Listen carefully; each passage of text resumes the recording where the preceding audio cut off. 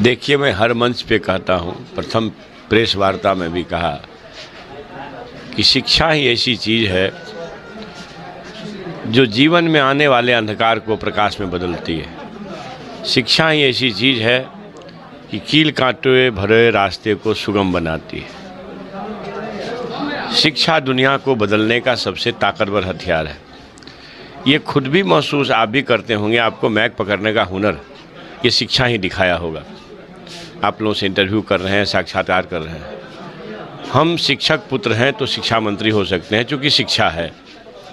इसलिए आपके माध्यम से हम राज्यवासियों को, देशवासियों को, कोसीवासियों को और उनके माता पिता को, हम अपने गुरुजनों को ये ज़रूर से संदेश देना चाहते हैं कि गुरु परंपरा में, हिंदू सनातन धर्म में गुरुओं को ब्रह्मा विष्णु महेश का दर्जा प्राप्त हुआ है। कई अप्रितम काम किए। गोया की पोशाक राशि, लड़कियों के लिए साइकिल राशि, साइकिल योजना, प्रोत्साहन राशि योजना, फिर 50,000 किया गया, 25,000 को। सरकार ने कई उत्तरोत्तर काम करने का प्रयास किया। उसमें और गुणात्मक सुधार की ज़रूरत है।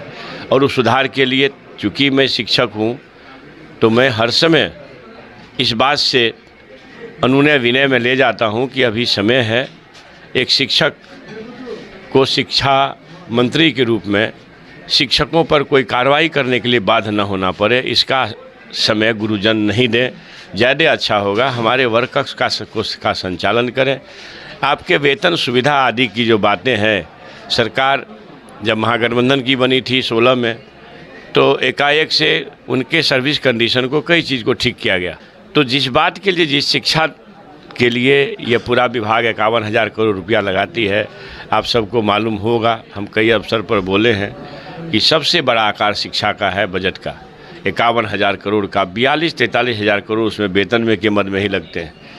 जो समग्र शिक्षा अभियान का राशि आना रहता है दिल्ली से, वो नहीं आती है, कम आती है, देर से आती है। अब न तो भारत सरकार हमें विशेष राष्ट्र का दर्जा दिया, 55 लाख दूँ करोड़, 55,000 करोड़ दूँ कि 60,000 करोड़ दूँ कि 90,000, 95,000, 1.25 लाख करोड़ दिया। ये चौड़ी छाती वाले जो हैं, छद्म चौड़ी छाते वाले, इससे जवाब देशवासी राज्यवासियों को करना चाहिए कि भाई आपका कहाँ गया 1.25 लाख करोड़, 1.25 करोड़ आया कि नहीं, 1.25 लाख आया कि नहीं। और इस तरह से हमारे हिस्से को काट रहा है। जीएसटी, विभिन्न तरह के टैक्स बिहार सरकार देती है। इसके टैक्स के भी हिस्से की राशि अगर भारत सरकार दे देना, जितना हम टैक्स भरते हैं, तो हमें यह सब तकलीफ़ नहीं होगी। तो आपको समग्र शिक्षा अभियान का 40% देना है, वो भी नहीं देते हैं। इस बार आज से कोई 7-8 दिन पहले जो कैबिनेट की बैठक हुई, इसके पिछले कैबिनेट से पहले कैबिनेट, तो 94 अरब 40 लाख करोड़ रुपये का निकासी हुआ। अब समझिए कि 94 अरब 40 लाख, तो ये राशि इतनी होती है कि वो कम नहीं होती है। लेकिन इसमें भारत सरकार का अंशदान अभी कुछ नहीं है। राज्य सरकार ने शिक्षकों के हित में अंतर वेतन की राशि और वेतन की राशि का ये 94 अरब रुपया लगभग दिया। नेल्सन मंडेला ने कहा कि दुनिया को बदलने का सबसे ताकतवर हथियार शिक्षा है, और ये कहते हैं कि शिक्षा से अहंकार बढ़ता है। तो शिक्षा अमृत है। और गुरुजनों का आपके माध्यम से कहना चाहता हूं कि आप भैया 7वें चरण की बहाली, 8वें चरण की बहाली, 6ठे चरण की बहाली अभी जारी है।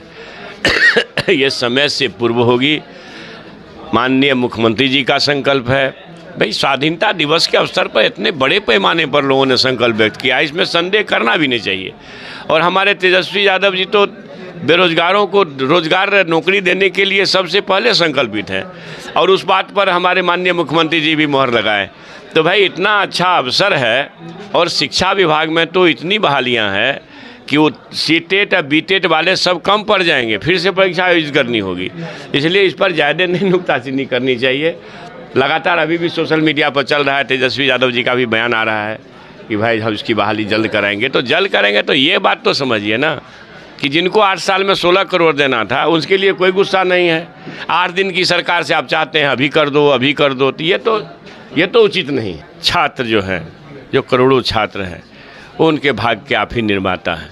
इसलिए इस बात को समझें, इस मर्म को समझें और शिक्षा में अपनी पूरी तन्मयता से लग जाएं।